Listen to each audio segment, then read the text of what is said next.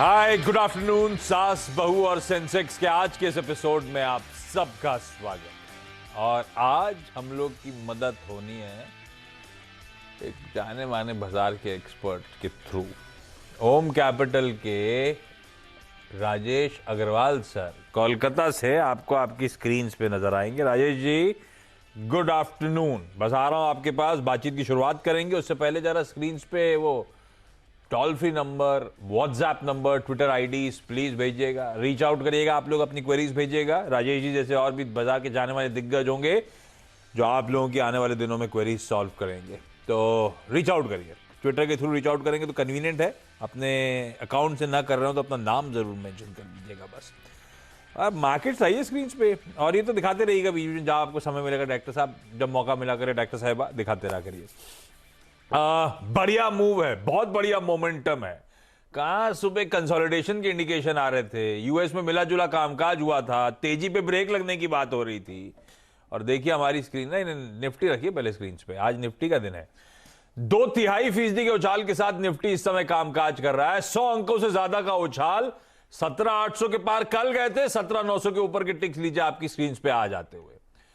तो गजब का मोमेंटम, 100 पॉइंट की रैली इस तरह से। और इस तरह के लेवल्स हम ऑलमोस्ट 18,000 के किसिंग डिस्टेंस दूर है। कुछ हफ्तों पहले की कहानी थी 15,200 के नीचे स्लिप होना, और कहां 18,000 की दहलीज पे रिकॉर्ड हाई से महज 600-700 पॉइंट दूर भारतीय बाजार खड़ा हुआ है। इस तरह का पावरफुल पुल बैक हम इस समय एंजॉय कर रहे हैं। डीआईएस ने संभाला और एफआईएस लौट के आए तो तेजी लौट आई। यह है पूरा सार इस बार की जो करेक्टिव मोड आया था उसका। राजेश जी, मैं बाकी आऊं डायसेक्ट करूं बाजार को, ये कहां ले जा रहा है ये मोमेंटम हमको भाई? देखिए, मोमेंटम है और यही बाजार की खासियत है कि आपको कभी समझ में नहीं आता। जब आप नीचे का इंतज़ार कर रहे हो तो वो ऊपर चल देता है।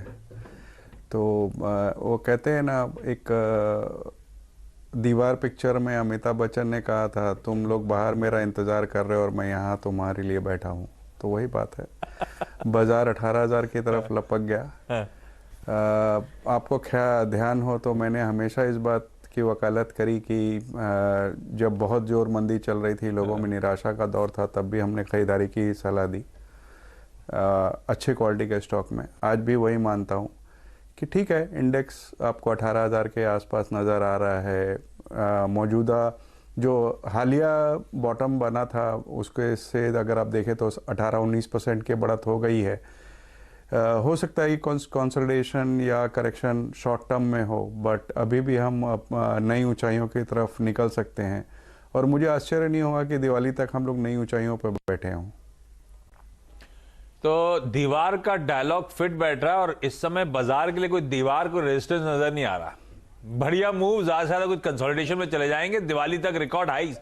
दिवाली पड़ी इस बार अक्टूबर में है ना, तो अगस्त हो गया, सितंबर 1-1.5 महीने बाद हम रिकॉर्ड हाइस के दिल्ली को पार करके खड़े होंगे। बढ़िया, बहुत बढ़िया। और भाई समझिए आप, पिछले 4 दिनों में, पिछले हफ्ते सिर्फ 4 ट्रेडिंग सेशंस थे। ट्यूसडे को मार्केट हॉलिडे थी। $1 बिलियन का इन्फ्यूजन हुआ एफआईएस की तरफ से, पैसा जोका।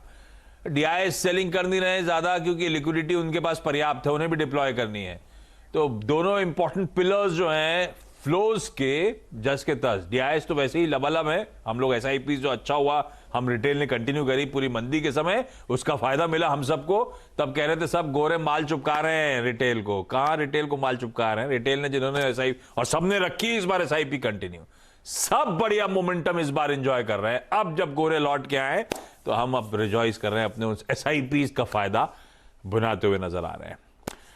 ठीक है भाई, सवाल जवाब के सिलसिले की अब शुरुआत कर रहा हूं। और आज हमें, अच्छा, कोलकाता जाना क्या है? कोलकाता तो राजेश सर के साथ हुआ आए थे। कोलकाता फिर से रिविजिट करेंगे हम लोग। नासिक जाएंगे और साथ साथ लखनऊ की क्वेरी सॉल्व करेंगे। शुरुआत कर रहा हूं कोलकाता से। संतोष चौधरी आपको आपकी स्क्रीन पे नजर आएंगी। संतोष मैम, हाय, गुड आफ्टरनून। संतोष मैम, क्या करते हो आप? हाउस वाइफ हूँ और शेयर मार्केट करती हूँ। होम मेकर हो आप और मार्केट करते हो? मार्केट करते हो मतलब दिन भर स्क्रीन के सामने ट्रेडिंग वेडिंग चलती है मैम, या कभी कभी स्टॉक ले लिया, अच्छा सा रख लिया लंबी अवधि के लिए? ऐसा ट्रेडिंग चलती है, ट्रेडिंग चलती है। ट्रेडिंग चलती है। आप चार्ट्स की रीडिंग करते हो? ये हाँ ट्रेडिंग करते हैं। अरे 10 वाह, साल से कर रही हूँ। 10 साल कैसी रही है? 10 साल की जर्नी, एक दशक जो आपके शेयर बाजार पे बीता, कैसा बीता मैम? ठीक ऊपर नीचे होता गया। हाँ, अरे तो बाजार की प्रॉपर्टी यही है, ये तो इनहेरेंट वैल्यू है। ऊपर हम ऊपर नीचे में जब हुआ था बाजार, तो नेट पैसा आया कि गया 10 साल में? आया भी आया है। बस तो हमें क्या करना फिर? हमारे फेवर में जा रहा है स्टॉक मार्केट। अच्छा, आपकी ड्रेस मतलब ग्रीन रिफ्लेक्ट भी कर रही थी वो मूड। 10 साल बढ़िया गए आपके। मैम अभी क्वेरी क्या है? पहला स्टॉक कौन सा? मैंने IEX खरीदा है 500 से 170 में। Indian energy exchange, IEX। Yes, और PNB खरीदा है 35,000 से। मैं एक आता हूं पहले। IEX आपने कहा 500 शेयर 170 की खरीद। ये संतोष मैम में ट्रेडिंग वाला मामला था या लॉन्ग टर्म वाला? ट्रेडिंग, सिर्फ ट्रेडिंग, प्योरली ट्रेडिंग के लिए। अच्छा, और क्या सिग्नल पकड़े थे आपने? आपका टारगेट क्या है? आपने स्टॉप लॉस कहां लगाया है?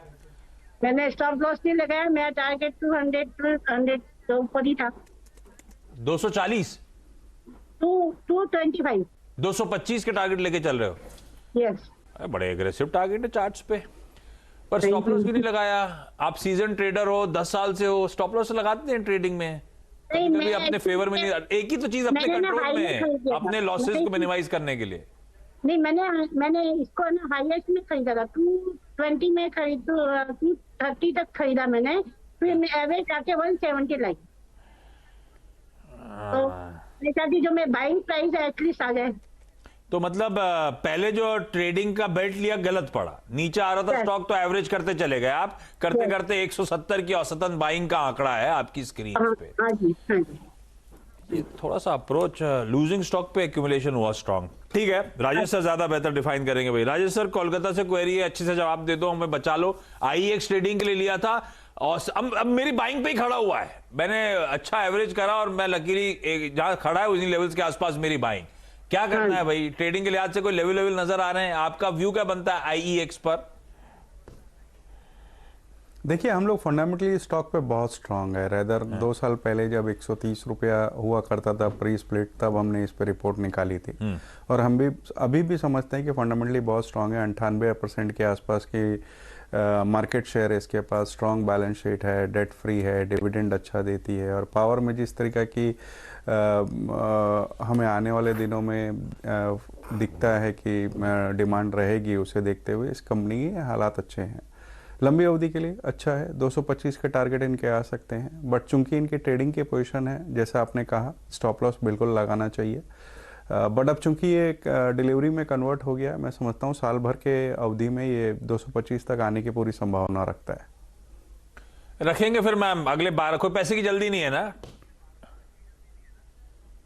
कर सकते हैं। बस तो आपके टारगेट जो टेक्निकल थे, वो लकीली फंडामेंटल टारगेट भी वहीं पहुंच रहे हैं मैम। 12 महीने में 225 का भाव, तो बढ़िया रिटर्न बन जाएगा इस एवरेज को। अच्छे स्टॉक पे अच्छा में एवरेजिंग हुई है, और अच्छा स्टॉक कहना राजस्थान फंडामेंटली तो उन्हें वैसे ही पसंद आ रहा है। मैं लौटता हूं आपकी अगली करी, जो भी आपने स्टॉक कहा था, मैं आ रहा हूं उसके लिए। नासिक से रूबी झा आपको आपकी स्क्रीन पे नजर आएंगी। Ma'am hi, good afternoon. Ruby ma'am, आप क्या करते हो? मैं होम मेकर हूँ। और कब से शेयर बाजार से जुड़े हो मैम? तकरीबन 4-5 साल से। 4-5 साल से। और कैसी रही जर्नी आपकी मैम? और कैसे आए, क्यों आए स्टॉक मार्केट में? पहले से इंटरेस्ट था क्या?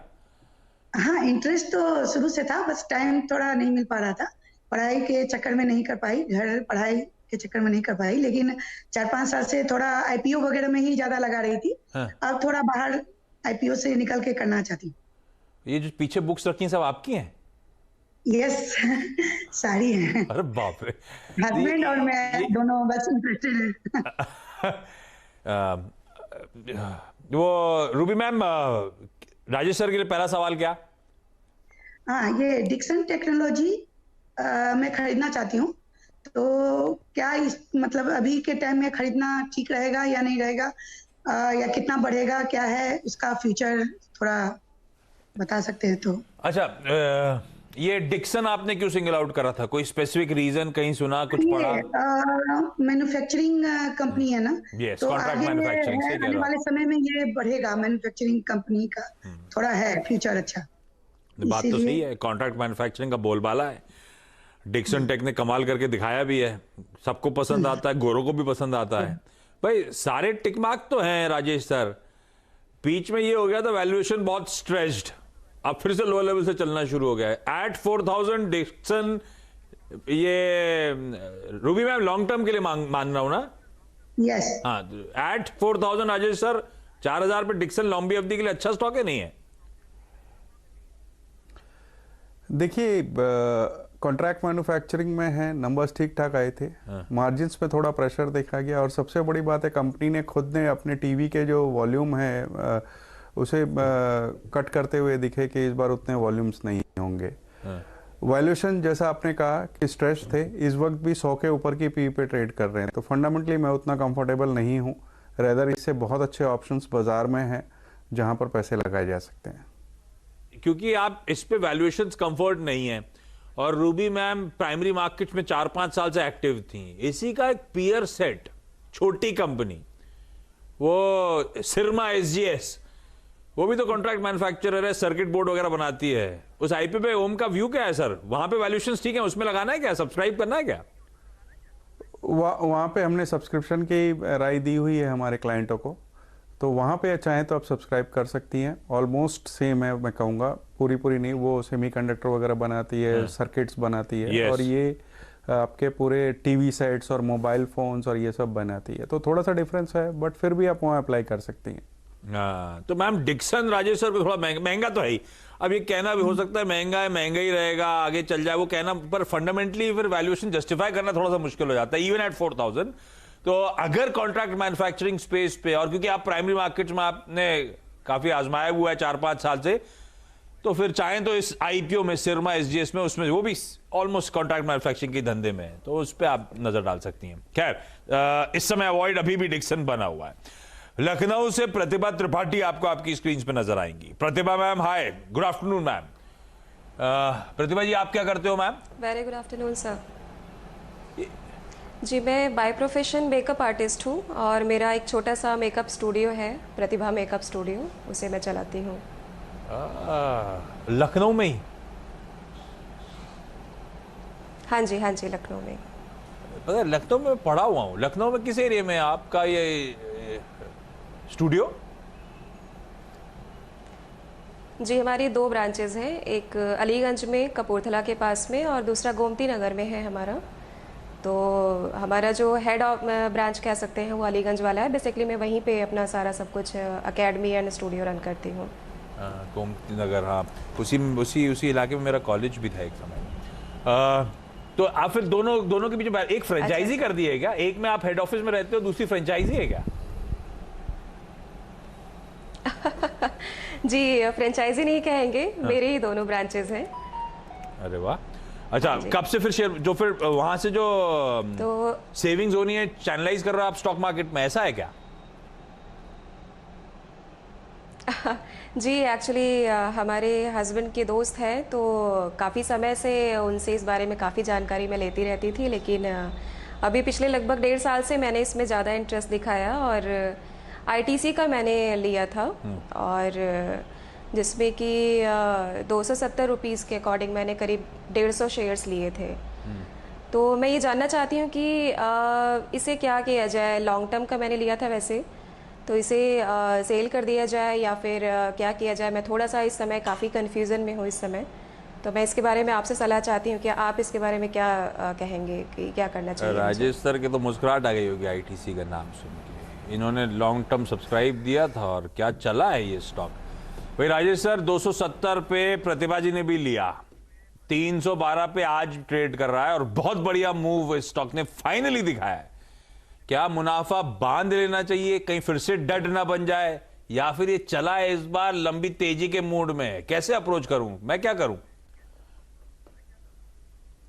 देखिए, जो छोटी अवधि के निवेशक हैं उनके लिए मैं ये कहूँगा कि अपना स्टॉप लॉस मेंटेन रखें, बट चूंकि इन्होंने कहा प्रतिभा मैम ने कि ये लंबी अवधि के लिए इसमें रहना चाहती हैं, तो अगर कोई करेक्शन आता भी है, कंसोलिडेशन के फेज में चला भी जाता है, तो मैं समझता हूँ कि घबराई नहीं। आपका 2-3 साल का नज़रिया है, आप बिल्कुल बनी रहें। रेदर अगर ये गिर जाता है किन्हीं भी कारणों से, तो यहाँ पर अगर आप चाहें तो और भी एक्यूमुलेट कर सकती हैं। कंपनी के फंडामेंटल्स बहुत शानदार हैं, होटल बिजनेस भी वापस रिवाइव हो गया है और एजीएम में मैनेजमेंट ने ये इंडिकेशन दिया है कि शायद डीमर्जर में चली जाए, हो सकता है उसमें समय लगे, लेकिन होप्स तो बिल्कुल है। और वैल्यूएशन 300 के ऊपर भी बेहद सस्ते हैं, यहाँ से अच्छा खासा स्कोप बचता है, लंबी अवधि के लिए बिल्कुल बनी रहें। और डिविडेंड यील्ड तो अपनी जगह अच्छी है ही। मैम बने रहिए आप इस स्टॉक में, जो रिटर्न्स दिख रहे हैं उसमें डिविडेंड भी जोड़ दीजिए तो बढ़िया रिटर्न्स आपने एंजॉय कर। हाँ बोले मैम। अच्छा, इसके अलावा एक और जगह मैंने निवेश किया था फोर्टिस हेल्थ केयर में, और उसमें भी मेरी कुछ ऐसी ही परेशानी है। तो करीब 260 रुपए के मैंने लगभग 100 शेयर के आसपास लिए हैं, और अभी कुछ ही महीने हुए हैं उसको लिए हुए। तो मैं उसमें भी काफ़ी कंफ्यूजन वाली सिचुएशन में हूँ कि समझ में नहीं आ रहा है कि मैं आगे इसको कंटिन्यू करूँ या ना करूँ। तो इसके लिए बेहतर सुझाव मुझे लगता है आप ही दे सकते हैं। तो आप इसके बारे में क्या कहेंगे? यहाँ पे स्टॉक मार्केट में सबके अपने अपने टेंशन है, और प्रतिभा जी प्रॉफिट्स में टेंशन में, कंफ्यूजन में, दिक्कत में परेशान है। दोनों स्टॉक्स में प्रॉफिट हो रहा है भाई। फोर्टिस भी मेरी बाइंग से ऊपर है, लेकिन दिक्कत यही है मुनाफा बांधू नहीं बांधू। ऐसी परेशानी ज्यादा अच्छी है शेयर बाजार के लिए कि प्रॉफिट कब बुक करना है भाई। 35 रुपए ऊपर इनकी बाइंग से कुछ महीने पहले की खरीद। Rajesh sir, Fortis health care long term के लिए अच्छा है या 35 रुपए ऊपर निकाल लूं? देखिए लॉन्ग टर्म के लिए बिल्कुल अच्छा है, लेकिन मुझे लगता है कि एक बार 315-320 के आसपास यहाँ पे रुकावट आएगी स्टॉक में। तो मेरे हिसाब से इनको 305-10 के आसपास एक बार मुनाफा वसूल कर लेना चाहिए। वापस गिरावट आती है दोबारा ले सकते हैं। नंबर्स अच्छे आए थे, हॉस्पिटल बिजनेस में 15% की बढ़त देखी गई थी। एवरेज रेवेन्यू पर ऑपरेटिंग बेड भी बढ़ा हुआ नज़र आया। 1500 बेड्स के आसपास आने वाले 3-4 सालों में ऐड करने की बातें कर रहे हैं। थोड़ी दिक्कतें इनको लीगल इश्यूज़ को लेकर के हैं, वो सॉल्व हो जाएगी तो एक बड़ा ट्रिगर होगा। बट छोटी अवधि में 310-305 के बीच में मुझे थोड़ी सी दिक्कत नज़र आ रही है। वहाँ पर एक बार मुनाफा वसूल कर लें और वापस गिरावट में फिर से खरीदारी कर लें। प्रतिभा जी आपकी क्वेरी सॉल्व हो गई होंगी। संतोष जी अगला सवाल। मैंने आईडीएफसी फर्स्ट बैंक खरीदा 39 में 2000 से। आईडीएफसी फर्स्ट बैंक दिखाइए भाई भाव जरा इस समय डायरेक्टर साहब क्विकली दिखाइए स्क्रीन पे। हाँ मैम आपने कितने पे लिया? 49 पे कितने शेयर? 49 पे लिए। अच्छा ये भी 39 रुपए 39 ठीक बात। 30 बार तो बढ़िया ट्रेड बैठ गया। ये ट्रेडिंग वाला ही स्टॉक है। 39 वाला 46 हो गया अभी। राजेश सर ट्रेडिंग के लिए लिया था, काफी हो गया कि थोड़ा रुकूं? और देखिए मुझे लगता है कि मुनाफा बांध लेना मुझे लगता है मुनाफा बांध लेना चाहिए। नंबर्स बेहतर आए थे, मैनेजमेंट ने कहा है कि अब लगातार नंबर्स सुधरते हुए नजर आएंगे, लेकिन फिर भी मुझे लगता है कि इतनी बढ़त के बाद एक बार मुनाफा वसूल लेना उचित होगा। आप चाहें तो स्विच कर सकती हैं इसी पैसे को आईसीआईसी बैंक में, जहां की प्रोस्पेक्ट्स ज़्यादा बेहतर नज़र आते हैं। अगर फंडामेंटल्स की तरफ मूव करना तो आईसीआईसी बैंक, यहां पे ट्रेडिंग का मन था, अच्छा प्रॉफिट आ रहा है। संतोष मैम निकाल लेते हैं तो ये बेहतर है। अच्छा क्विकली रूबी मैम अगला सवाल। यस सर, ये LTTS कंपनी है ना? हाँ। लगाना बेहतर है कि नहीं है फ्यूचर के लिए, ये भी जानना था। ये जो आप स्टॉक ढूंढ रही हो बड़े टिकट साइज वाले ढूंढ रही हो, ये अच्छा है। 4000 वाला डिक्सन, यही 3-4 हजार वाला LTTS ना, IPO वगैरह लगा रही थी। IPO में जैसे डीमार्ट मिला था, अभी अदानी विल्मर में मिला था, तो अब थोड़ा बाहर निकल के थोड़ा लगाना चाहती हूँ। नहीं तो अच्छे स्टॉक इतने अच्छे चुने, ऐसा कोई दिक्कत नहीं है, बढ़िया है। बस मैं कह रहा था टिकट साइज मतलब भाव वो बड़े बड़े वाले जो होते हैं वाले आप चूज कर रहे हो। LTTS कैसा है राजेश सर, ले लूं 3800 पे? देखिए कंपनी बहुत अच्छी है, नो डाउट, कामकाज बहुत अच्छा है, लेकिन इससे बेहतर स्थिति में आईटी के कई दूसरे दिग्गज हैं। फॉर एग्जांपल इस वक्त मुझे लगता है कि टाटा में टेक महिंद्रा ज़्यादा बेहतर होगा वनिस्पत की आपके LTTS के। तो आप चाहें तो टेक महिंद्रा ले सकती हैं, अदरवाइज लॉन्ग टर्म के लिए LTTS भी अच्छा है। चाहे ज्यादा बेहतर फंडामेंटली लग रहा है राजेश सर को टेक महिंद्रा। इस नोट पर संतोष जी, रूबी जी और प्रतिभा जी थैंक यू सो मच जुड़ने के लिए। राजेश सर बहुत बढ़िया तरीके से सारी क्वेरी सॉल्व करने के लिए थैंक यू, और जुड़ने के लिए थैंक यू। ब्रेक ले रहा हूं, ब्रेक के उस पार एक क्विक मार्केट चेक।